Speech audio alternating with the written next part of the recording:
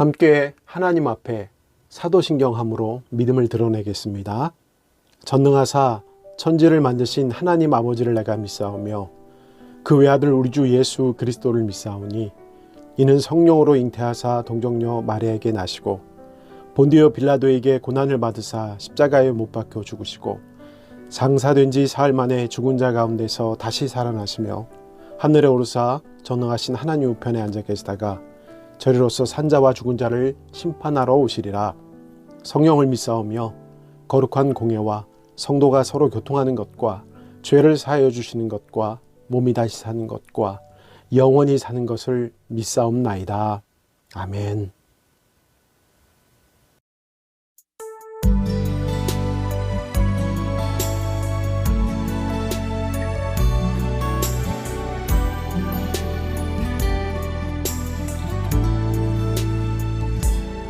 감사해요. 깨닫지 못했었는데 내가 얼마나 소중한 존재라는 걸 태초부터 지금까지 하나님의 사랑은 항상 날 향하고 있었다는 걸 고마워요. 그 사랑을 가르쳐준 당신께 주께서 허락하신 당신께 그리스도의 사랑으로 더욱 섬기며 이제 나도 세상에 전하리라. 당신은 사랑받기 위해 그리고 그 사랑 전하기 위해 주께서 택하시고 이 땅에 심으셨네. 또 하나의 열매를 바라시며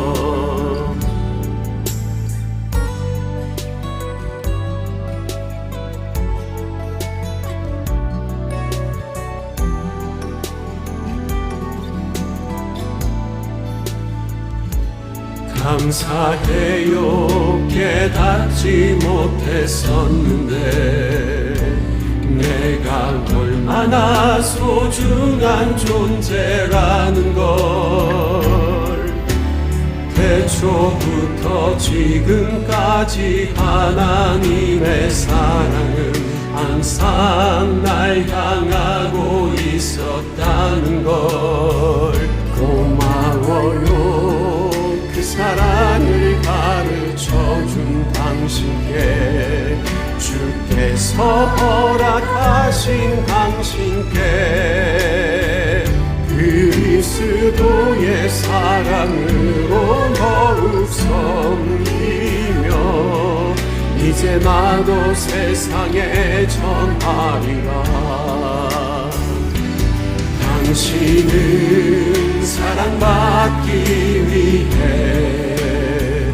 그리고 그 사랑 전하기 위해 주께서 택하시고 이 땅에 심으셨네.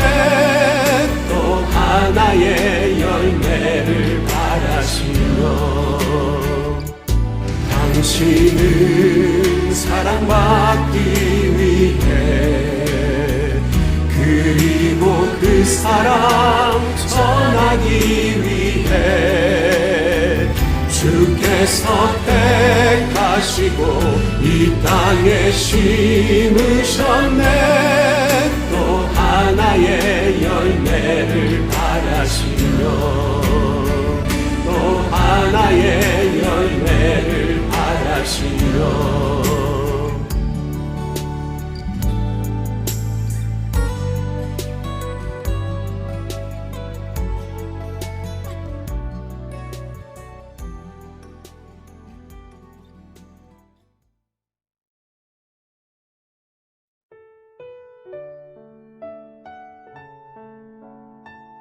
감사의 계절을 허락하신 하나님을 찬양합니다.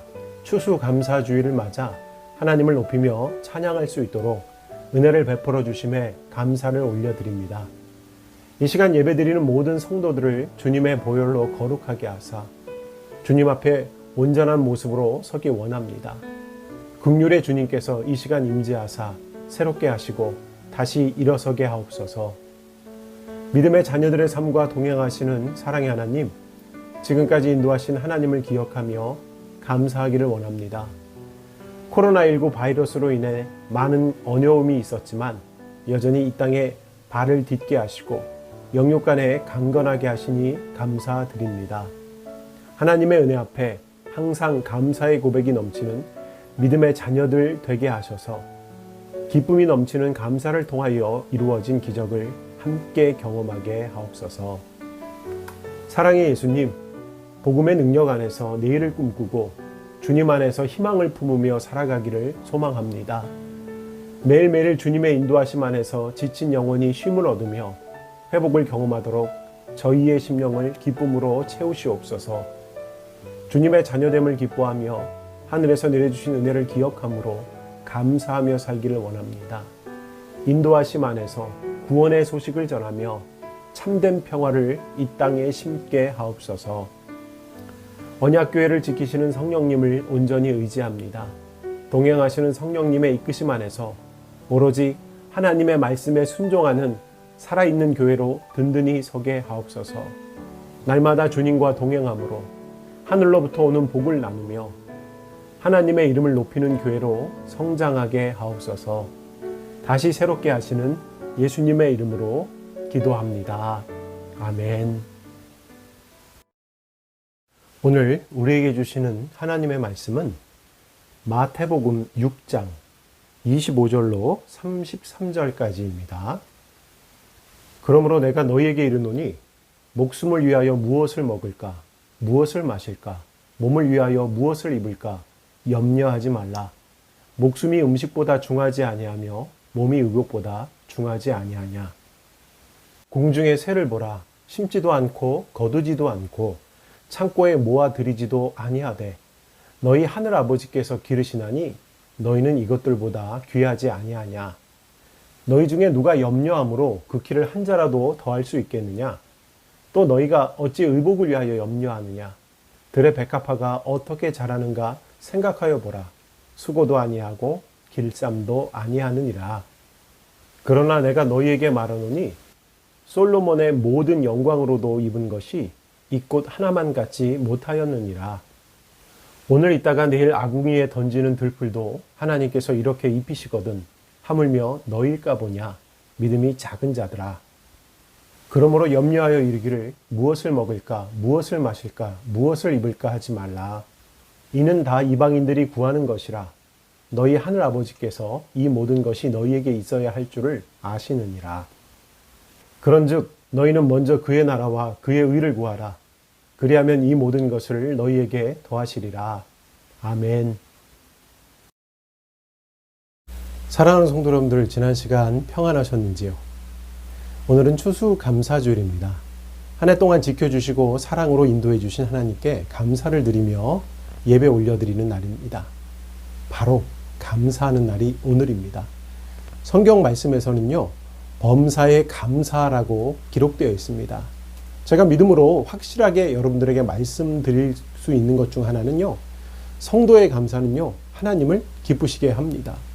시편 50장 말씀에서는요, 감사로 제사 드리는 자가 나를 영화롭게 하나니 그의 행위를 옳게 하는 자에게 내가 하나님의 구원을 보이리라 라고 기록되고 있습니다. 감사하는 자들에게, 감사하는 이들에게 허락하실 축복을 말씀으로 기록하고 있어요. 오늘 저희가 구분하여 드리는 날은 바로 추수감사절입니다. 감사하는 날이죠. 그런데 이 성경에 기록되어 있는 절기가 아니에요. 이 땅에 복음을 전해준 선교사들을 파송하여준 미국교회, 그 미국교회에서 지켜왔던 전통, 그 문화입니다. 성경에서 비슷한 절기를 찾아보자고 하면은 구약의 수장절과 비슷하고요. 또 우리나라의 추석과도 비슷한 면이 있습니다. 추수감사절의 기원에 대해서 제가 다시 한번 말씀드리겠습니다. 영국의 왕이었던 헨리 8세 때 영국 국교를 믿지 않는 다른 교파를 믿는 사람들을 탄압하고 옥에 가두는 일이 있었습니다. 그렇게 하나님을 믿는 사람들이 핍박했어요. 그러던 중 어떻게 하면 마음 놓고 하나님을 찬송하며 기도하며 신앙생활을 할까 염려하던 청교도 100여명이 모여서 함께 의논합니다. 그러던 중 콜럼버스가 발견한 신대륙 아메리카로 건너가서 신앙의 자유를 회복하자고 결의를 합니다. 그렇게 1620년 9월 16일 영국을 출발하여 65일간 항해하여 그해 11월 21일 포리머스라는 곳에 도착하였고, 그렇게 놀라운 일들을 벌이기 시작했습니다. 그런데 그해 겨울이 지나자 44명이라는 숫자가 굶어 죽었고 얼어 죽었고 또 병들어 죽었어요. 그렇게 한 해를 보내면서 그들은 수확을 얻게 되었죠. 그들이 얻은 것은 경험 없는 자들이 생산한 아주 작은 양이었습니다. 하지만 그들은 감사를 잃지 않았고 또한 신앙의 자유를 허락한 하나님 앞에 감사로 예배를 올렸습니다. 그리고 자신들에게 농사 기술을 알려줬던 원주민 인디언들을 초대해서 칠면조 고기를 먹으며 기뻐했다고 합니다. 이것이 유래가 되어서 미국에서는 매월 셋째 목요일을 추수감사절, 11월 셋째 목요일을 추수감사절로 국경일로 정하여 온 국민이 큰 명절로 지키고 있다고 합니다. 그런데 오늘 말씀을 듣는 많은 성도분들은 농사를 짓지 않습니다. 그렇지만 이 추수감사절의 의미를 단순히 이 농사에만 국한시키지 말아야 합니다. 건강을 주시고 물질을 허락하신, 또 지난 날 동안 1년 동안 어려운 형편이지만 지켜주신 그 하나님 앞에 감사하는 절기로 지내야 합니다. 즉 오늘은요, 하나님께서 허락하신 은혜를 기억하며 더 많이 감사하는 날이어야 합니다. 그런데 감사가 넘치기 위해서는요, 저희의 마음이 편안해야 해요. 마음에 근심이 가득 차 있을 때 사실 입술엔 감사가 나오지 못합니다. 그렇지만 세상에 살아가는 저에게는 걱정하는 일들이 너무 많아요. 그런 저와 여러분의 마음을 아시는 예수님께서 오늘 본문에서 직접 입을 열어서 말씀하셨습니다. 염려하지 말라 하시면서 용기를 주고 계세요. 오늘 본문 말씀을 보겠습니다. 오늘 본문 말씀 마태복음 6장 25절 말씀을 보겠습니다. 함께 읽겠습니다. 그러므로 내가 너희에게 이르노니 목숨을 위하여 무엇을 먹을까? 무엇을 마실까? 몸을 위하여 무엇을 입을까? 염려하지 말라. 목숨이 음식보다 중하지 아니하며 몸이 의복보다 중하지 아니하냐. 함께 나눈 본문 말씀에서 예수님께서는요, 목숨을 위하여 무엇을 먹을까? 무엇을 마실까? 몸을 위하여 무엇을 입을까? 염려하지 말라라고 하셨습니다. 먹는 것, 마시는 것, 입는 것은요, 생존을 위해서 꼭 필요합니다. 그런데 어떻게 사람이 그것을 염려하지 않고 살아갈 수 있습니까? 의식주에 대해서 고민하지 않고 그냥 계획 없이 대충 살라는 그런 의미인가요? 이 땅에서 먹고 살기 위해서 수고하는 사람들이 대부분인데 그들의 삶이 정말 잘못된 것일까요? 오늘 본문을 통하여서 하신 예수님의 말씀은요, 세상의 문제에 전혀 관심을 가지지 말라, 이런 의미가 아닙니다. 저에게 필요한 것들을 위해서 당연히 기도해야 하고 더불어 노력해야 하는 것은 당연합니다. 그렇다면 예수님의 말씀의 의미가 무엇일까요? 세상에서 필요한 것을 얻기 위해서는요, 걱정하지 말아야 된다는데 그 걱정함으로 마음이 나누어져서는 안 됨을 의미합니다. 염려라는 말의 원어적 의미는요, 분열하다라는 뜻이 있습니다. 그러니까 염려한다는 것은 마음이 나누어진다는 것이에요. 이것을 신앙적으로 이야기해 보면 염려하면 믿음의 백성들의 마음이 하나님에 대하여 분리된다는 의미입니다. 세상 것을 먼저 생각하니 하나님을 온전히 바라보지 못합니다. 그렇게 하나님과 멀어지니 불안하게 되고 걱정이 생기게 됩니다. 그런데요, 염려는요, 아무런 변화를 가져올 수가 없어요. 그래서 오늘 본문에서 예수님께서 말씀하시기는 하나님께서 다 아시고 채워주시니까 염려하지 말라라고 하셨습니다. 오늘 본문 말씀으로 다시 돌아옵니다. 26절, 27절, 28절 이 세 절 말씀을 함께 보겠습니다. 공중의 새를 보라. 심지도 않고 거두지도 않고 창고에 모아들이지도 아니하되 너희 하늘 아버지께서 기르시나니 너희는 이것들보다 귀하지 아니하냐? 너희 중에 누가 염려함으로 그 키를 한 자라도 더할 수 있겠느냐? 또 너희가 어찌 의복을 위하여 염려하느냐? 들의 백합화가 어떻게 자라는가 생각하여 보라. 수고도 아니하고 길쌈도 아니하느니라. 방금 나눈 3절 말씀 중에 먼저 27절 말씀부터 살펴보면요, 이 말씀에서도 너희 중에 누가 염려함으로 그 키를 한 자라도 더할 수 있겠느냐라고 하셨습니다. 아무리 걱정한다고 한들 키가 자라지 않아요. 성장이 멈추면 더 자라지 않습니다. 이렇게 예수님께서는요, 염려한다고 해서 크게 달라질 것이 없다라고 말씀하셨어요. 맞아요. 염려는요, 마음만 상하고요, 결국 시간만을 낭비하게 합니다. 또한 예수님께서 활동하던 당시, 그때 유다는 로마의 식민지였죠. 로마에 대한 지배를 받는 것도 억울한데 거기다가 유대인들은요, 로마인에 비해서 키가 작았습니다. 그래서 로마인들을 상대하면서 키에 대한 컴플렉스가 가지고 있었어요.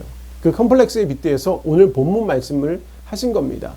그리고 이 키라는 단어의 원어적 의미는요, 목숨, 생명이란 뜻도 함께 지니고 있어요. 그러니까 예수님께서 염려한다고 키가 자라는 것도 아니고 염려한다고 생명이 연장되는 것도 아님을 말씀하고자 하셨습니다. 그러면서 삶의 근거가 전적으로 하나님께 있다, 그 사실을 확신하라라고 하십니다. 그런 의미 속에서 26절 말씀에서는 공중의 새를 보라고 하셨고 28절 말씀에는요, 들의 백합화를 보라고 하셨습니다. 이 말씀은 새의 날개나 화려한 비상의 능력을 보라는 말씀이 아닙니다. 백합화의 아름다움에 그 아름다움을 감상하라, 이 말씀도 아닙니다. 새와 백합화가 어떻게 살고 있는지 확인해 보라, 이 말씀이에요. 공중의 새가 하나님께서 기르시니까 그렇게 살아가는 것이고, 들의 백합화가 하나님께서 기르시니까 아름다움을 뽐내며 살아가고 있음을 잘 살펴보라는 의미입니다. 스스로 씨를 뿌리지도 않고 열매를 거두지도 않고 김매기조차 안 하지만 하나님께서는 그렇게 돌보고 계심을 설명하고자 하신 말씀입니다. 또 예수님께서는요, 염려하지 말아야 하는 이유를 하나님께서 책임져 주시기 때문이라고 풀어서 설명해 주셨어요. 그 내용이 30절 말씀에 기록되어 있습니다. 함께 30절 말씀을 보겠습니다. 오늘 있다가 내일 아궁이에 던지는 들풀도 하나님께서 이렇게 입히시거든 하물며 너일까 보냐, 믿음이 작은 자들아. 30절 말씀은요, 염려와 걱정하는 자들에게 하신 말씀이에요. 그런데 사실 걱정 없이 살 수 있다면 얼마나 좋겠습니까? 부족한 저희들의 모습을 돌아보면 때로는 물질의 문제로, 때로는 건강의 문제로, 혹은 자녀들의 문제로 노심초사했을 적이 많이 있습니다. 그럴 때 오늘 본문 말씀을 저희가 기억해 보아야 합니다. 오늘 있다가 내일 아궁이에 던져지는 들풀도 하나님이 이렇게 입히시거든 하물며 너일까 보냐. 이 말씀은요, 책망이에요. 책망. 하나님 아버지의 돌보심을, 그 권능의 손길을 인정하지 못하는 이들에게 던지신 말씀입니다. 맨 후반부에 이렇게 얘기하잖아요. 믿음이 작은 자들아. 이렇게까지 하시면서 책망을 하고 있어요. 믿음이 작은 자들아. 이렇게 말입니다. 이렇게 저의 삶을 돌아보게 하셨고 점검하게 해주셨습니다. 그러니까 하늘의 작은 새 한 마리도 하나님께서 먹이시고 돌보시는데, 그리고 오늘 있다가 내일 아궁이에 던져지는 들풀도 그 한 포기조차도 하나님께서 완벽하게 입혀주시는데, 그것들보다 더 귀하게 지음받은 저와 여러분의 삶을 하나님께서 세상에 그냥 던져버리지 않았다는 거예요. 그냥 존재하지 않게 하셨다는 겁니다. 성도들은요, 하나님을 아버지라고 고백합니다. 왜 아버지인가요? 하나님께서 하나님을 닮은 하나님의 형상대로 저와 여러분을 지으셨기 때문이에요. 하나님의 형상대로요. 그리고 하나님께서 창조하신 다른 피조물보다 훨씬 더 특별한 존재입니다. 그래서 말씀하셨어요. 하물며 너일까 보냐. 하물며 너희일까 보냐. 이렇게 말입니다. 하나님께서는요, 무책임한 분 아니셔요. 천지를 지으셨고 그 아들을 저에게 내어주셨고 지금도 함께 하시는 하나님이십니다. 그런데 왜 염려하시나요? 예수님께서는 걱정 속에서 살아가는 저희에게 이렇게 말씀하셨습니다. 함께 32절 말씀을 읽겠습니다. 이는 다 이방인들이 구하는 것이라 너희 하늘 아버지께서 이 모든 것이 너희에게 있어야 할 줄을 아시느니라. 예수님께서는요, 먹고 살아가는 삶의 문제를 우선순위에 두는 삶은 이방인의 삶이라고 말씀하십니다. 그러면서 하늘 아버지가 이 모든 게 너희에게 필요한 줄 아신다고 하십니다. 유대인들의 생각에는요, 구원은 유대인들에게만 있다라고 판단했어요. 그래서 본문에서 말하는 이방인이란 표현은요, 구원받지 못할 자라는 의미를 가집니다. 지옥에 떨어질 자, 지옥의 그 불구덩이의 땔감, 이런 표현으로 사용되어져요. 그런 의미에서 본문에 기록된 염려하여 이르기를 무엇을 먹을까, 무엇을 마실까, 무엇을 입을까 하는 것은 받은 하나님의 백성이 구하는 것이 아니고 구원받지 못할 존재들이라 구하는 것이다라고 그렇게 말씀으로 해석할 수가 있는 겁니다. 그런데 돌아보면 저희의 염려거리가 무엇이었나요? 건강이 안 좋은 분들 많죠. 그런 분들은요, 건강이 염려거리죠. 건강을 위해서 우리가 기도합니다. 또 경제적으로 어려움 겪고 계신 분들 있죠. 그런 분들은요, 물질의 문제가 늘 걱정거리였어요. 자녀들이 걱정거리인 분들도 있죠. 이런 건강, 물질, 자녀에 대한 염려는요, 많은 성도들의 기도의 대부분을 차지하고 있습니다. 그런 믿음의 백성들을 향하여 예수님께서는요, 그런 기도 말고 하나님의 의를 구하라라고 말씀하십니다. 33절 말씀에 이렇게 기록되어 있어요. 33절 말씀 함께 읽겠습니다. 그런즉 너희는 먼저 그의 나라와 그의 의를 구하라. 그리하면 이 모든 것을 너희에게 더하시리라. 예수님께서는요, 삶의 우선순위가 세상의 고민거리들이 아니라 하나님의 나라와 하나님의 의, 그게 먼저다라고 하십니다. 그런데 믿음이 부족한 저희가 생각하기에는 의식주, 먹고 사는 문제가 먼저입니다. 그리고 자녀들 키우는 문제 중요하다고 생각합니다. 틀린 말 아니에요. 일리 있는 말일 수도 있습니다. 당장 먹고 살기 힘든 판에 무슨 하나님의 의냐, 무슨 하나님의 나라냐 이렇게 하실 수도 있는 분들도 많이 있을 겁니다. 그런데 예수님께서는요, 바로 그러니까 너희들이 우선순위가 바르지 못하니까 밤낮 염려의 덜미에 잡혀 산다고 하셔요. 이런 식으로 살아가는 동안요, 절대 염려로부터 해방될 수가 없습니다. 우선순위가 바뀐 채로 살고 있으니까 삶의 고난과 번민이 오는 겁니다. 그럼 어떻게 해야 돼요? 내 삶의 우선순위를 새롭게 해야 해요. 먹고 잠자고 입는 것들에 대한 염려가 아니라 하나님의 나라와 의를 열심히 구해야 합니다. 그러면 세상 일에 관심 끄고 살란 말입니까? 누가 그러라고 했나요? 아니죠.